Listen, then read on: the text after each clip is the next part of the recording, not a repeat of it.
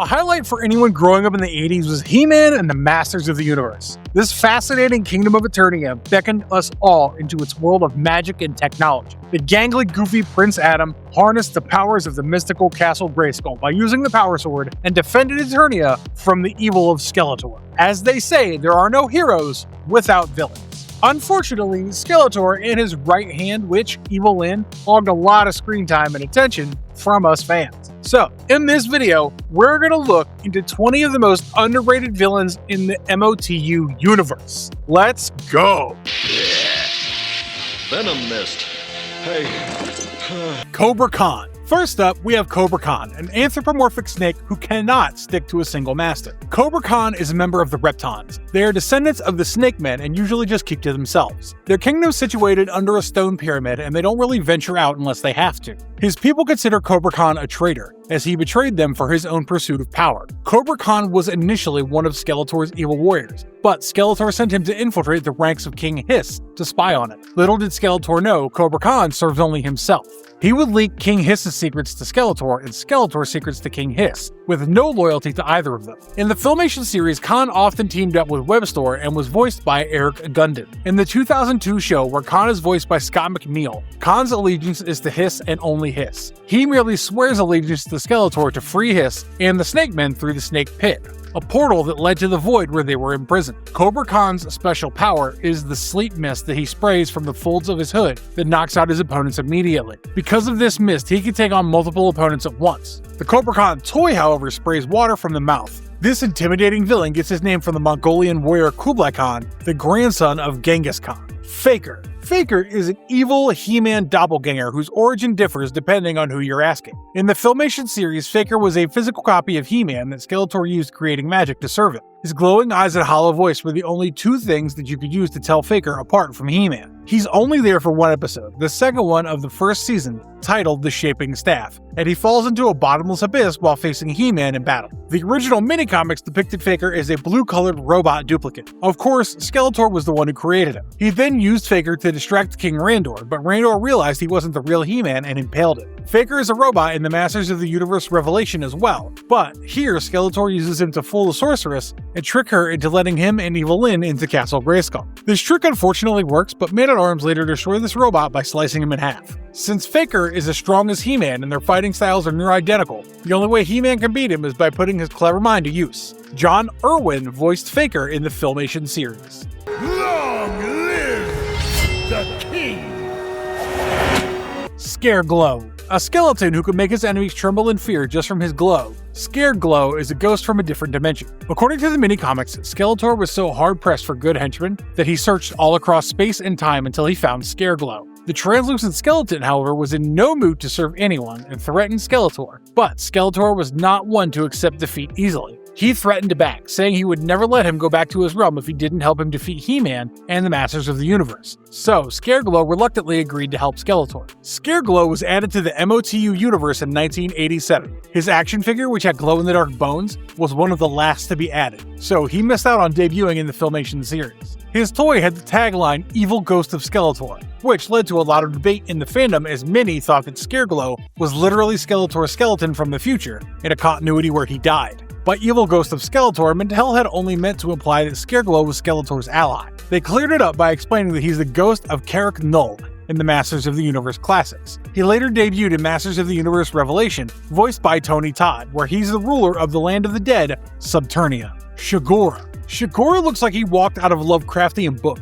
Shagora is a octopus-like creature with long-reaching, powerful tentacles and a single eye over its circular mouth lined with sharp teeth. Shagora is huge in size and is not from Eternia. He was chilling in some other dimension when Skeletor, during another one of his schemes to defeat He-Man, summoned him. His plan backfired spectacularly when Shagora had plans of his own. He wanted to be the one who rules over Eternia, and the creature was way too big and powerful to be subdued by Skeletor. Shagora trapped Skeletor, Trapjaw, and Evil-Lyn in crystals and tried to drain them of their powers. Whiplash ran to He-Man and cried to him about Shagora. When he and the other Masters of the Universe headed to Snake Mountain, Shagora let his servants fight them and teleported away. showing that his brute force is not the only power at his disposal. Then he attacked Castle Grayskull and transformed the sorceress into a harpy-like being. Evil-Lyn freed the sorceress from Shagora's magic and combined her magic with the sorceress's to banish him back into his dimension. This magical tentacle beast only appeared in one episode to save Skeletor in the Filmation series. He was voiced by John Irwin.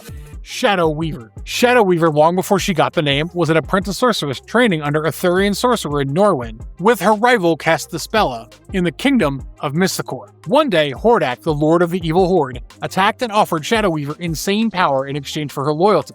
She gave in to her greed and told Hordak where the Etherian Council of Kings was. As a reward, she got a dark gem from the Horde called the Power Gem. As she was absorbing its power, Norwyn destroyed the gem and cut her link with it. But Shadow Weaver had already absorbed 1/3 of its power. She vowed to take revenge on Norwyn. As a side effect of the power she absorbed, she also went through a tragic physical transformation, which is why she hides her face with a hood. Soon, Shadow Weaver became Hordak's second-in-command and played a major role in abducting Adora, He-Man's twin sister. Though Hordak was the one feeding Adora lies, Shadow Weaver used her magic to convince Adora of Hordak's lies. Shadow Weaver's prowess in magic is nothing to be ignored. Hordak does not believe in magic and relies heavily on technology, but he depends on Shadow Weaver's sorcery from time to time. This is only her Filmation story though, and she was voiced by Linda Gary in the series. Her origin differs a lot based on the source. For instance, in the UK London edition comics, she was called Light Spinner before she became Shadow Weaver. She had huge ambitions of power and was disappointed when her teacher told her she didn't have what it takes to be a great sorceress. Intent on proving her wrong, she joined Hordak, who combined her magic with his technology to make her even more powerful.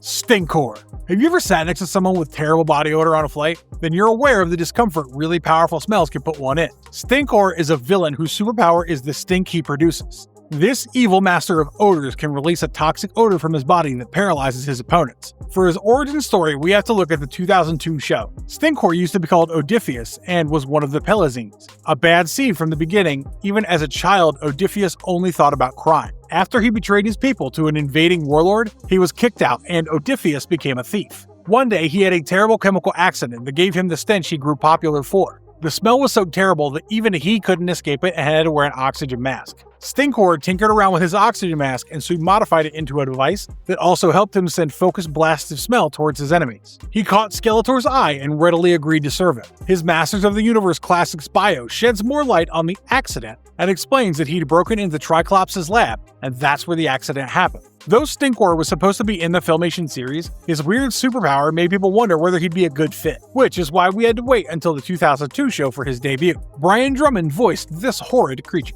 Clawful. As his name suggests, Clawful is an awful henchman of Skeletor with lobster claws for arms. He's a weird hybrid of man and crab, lobster, or some other crustacean. Your guess is really as good as mine. His right claw is bigger than his left claw, with which he can crush his enemies, quite literally. Clawful's appeared in the Filmation series, the 2002 series, and Masters of the Universe Revelation, voiced by Eric Gundin, Scott McNeil, and Nando Sirpi, respectively. But none of the shows have given us an in-depth history on this guy. His characterization varies in all three shows. In the Filmation series, he's a dependable, I would venture to say the most dependable, of Skeletor's lackeys, and he's brave enough to admit that he dreams of overthrowing Skeletor in front of Skeletor himself. The 2002 show gave him a lobotomy though. He was still very strong but had the IQ level of like a bag of sand. He was so stupid that he didn't even manage to understand the language of his own people. Masters of the Universe Revelation gave Clawful very little screen time, so I'm not even going to bother talking about that version. Shakot, a character in the Masters of the Universe franchise that actually deserves a lot more attention than she actually gets. Shakot is an evil sorceress who resides in the dark side of Eternia.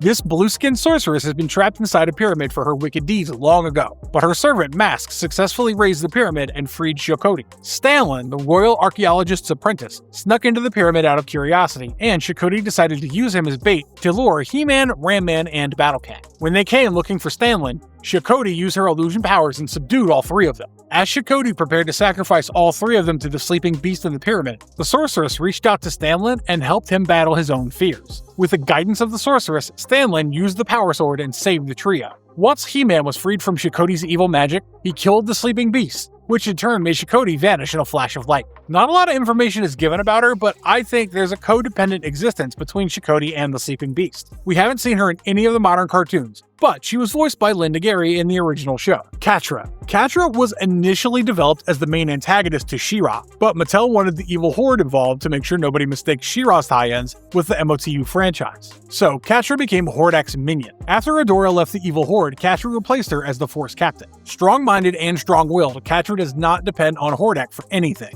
She's not scared of him either, as she once betrayed him to Skeletor so that she could overthrow it. Catra has a special weapon, a magical mask that Hordak stole from the Queen of the Magic Hats. By sliding it over her eyes, up on her forehead, she can turn into a large panther. The mask also gives her power to teleport and shoot an energy beam that can trap her opponents in ice. The 2018 show She-Ra and the Princesses of Power complicates the relationship Catra has with Adora. They grew up together, but Catra always resented Adora for the attention she received from Shadow Weaver and Hordak. Once Adora left, Catra felt betrayed but concentrated on impressing Hordak. Eventually, she realizes how her ambitions had led her to hurt so many people and reconciles with Adora. Catra is an important character, not just because of her powers, but because of the nuances her character has. She was voiced by Melody Britt in the original She-Ra and AJ McKilka in the 2018 reboot. Count Marzo. One of the few characters who were ever developed for the show and didn't have a toy is Count Marzo Caliph, an evil master of magic who's from the planet Eternia. Marzo is a sorcerer and he knows magic like no other.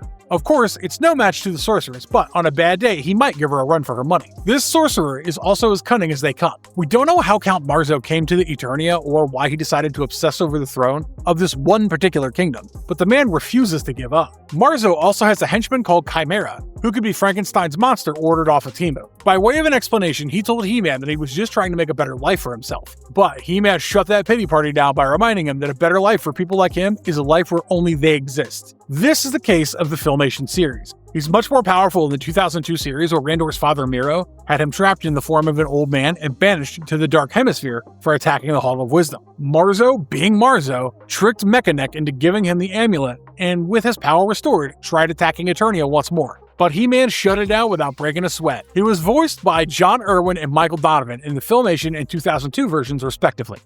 The destruction of the dam begins. The water will soon feed. Evil Seed. When the Dam of the Ancients breaks and floods the fertile plains of Eternia, He-Man and his friends began investigating immediately. They find out that the farmers in the area had been given seeds by someone, and these seeds grew into vines that had wreaked havoc. Skeletor is of course the primary suspect, but when the royal palace is imprisoned by a bunch of rapidly growing vines, they soon realize that for once, Skeletor is innocent. The suspect was Evil Seed, a weird plant-human hybrid who wants to take over Eternia with the help of his vines. Skeletor and He-Man actually joined forces to defeat Evil Seed, a name we're familiar with by now. John Irwin voiced him in the Filmation series. In the 2002 series, Evil Seed, voiced by Don Brown, initially plans a similar vine attack but is imprisoned. Skeletor finds out and frees him to join his Council of Evil. This character design, I have to admit, is much cooler in the 2002 show. In the Filmation series, Evil Seed looks like a giant bud that forgot to bloom and now gained sentience. But in the 2002 series, he has purple veins and thorns all over his body and looks much more like a villain than he did before.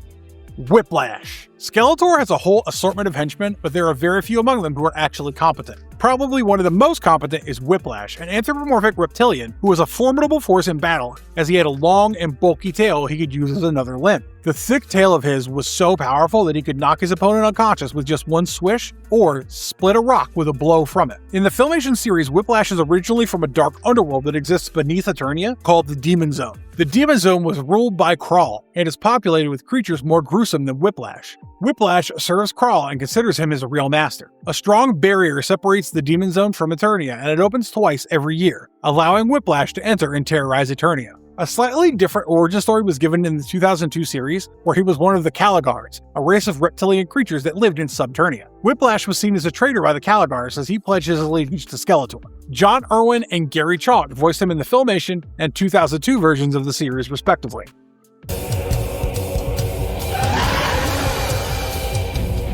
Snakeface. Inspired by Medusa, the Greek mythological figure, Snakeface is a conniving creature with snakes coming out of his eyes and mouth. Just like Medusa, he could turn people into stone just by looking in their eyes. In the mini-comics, the Council of Elders, having known the damage he could do to Eternia, banished him to a nameless dimension. Years later, he was freed by King Hiss, and he immediately got back to his nefarious ways. Thankfully, the Power Sword was able to free the people from their petrified state, and He-Man defeated Snakeface by tricking him into looking at his own reflection, just like Medusa. Though his defeat in the 2002 series is exactly like his defeat in the comics, his origins differ slightly. Snakeface, voiced by Paul Dobson, is one of King Hiss's loyal minions and was trapped under Snake Mountain for years, until Cobra Khan and General Rattler released him. Snakeface is one of those characters whose design is just creepy to look at. Just one look at his snake-riddled face will make your skin try and crawl away from your body.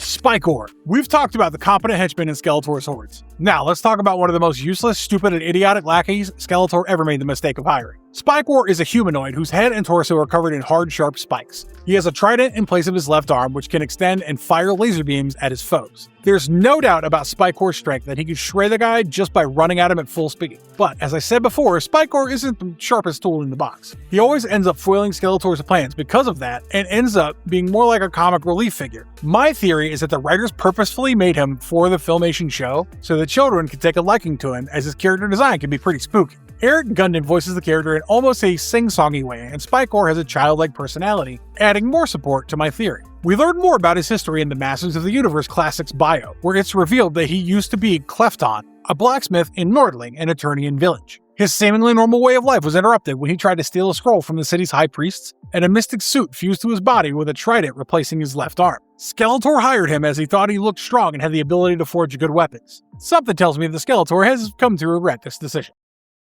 The cell door's open.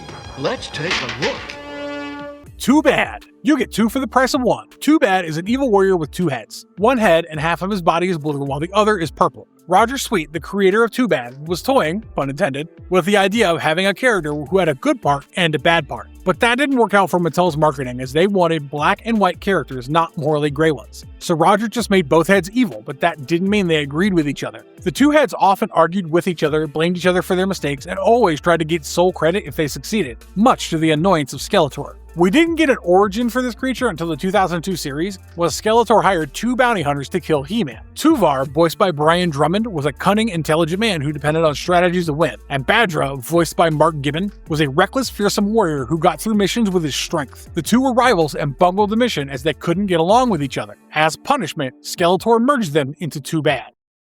Blast Attack. Blast Attack is a walking time bomb. You set a timer and let him free in your enemy's house, and he'll explode, destroying both your enemy and his house. But he's not single use either, as Blast Attack will reform within minutes. Ingenious, right? In the mini-comics, King Hiss created Blast Attack, but his Classics bio says that Blast Attack was minding his own business in a universe far, far away, with Skeletor pulled him into Eternia to use him for his own gains. The Snake Men caught sight of this useful android, stole him, and reprogrammed him into obeying King Hiss. Blast Attack's toy was very cleverly made too, as it had a cord in the back which blasted apart his upper and lower halves when triggered. He hasn't been given a lot of screen time, as he appeared only in Masters of the Universe Revelation, and his part wasn't very memorable.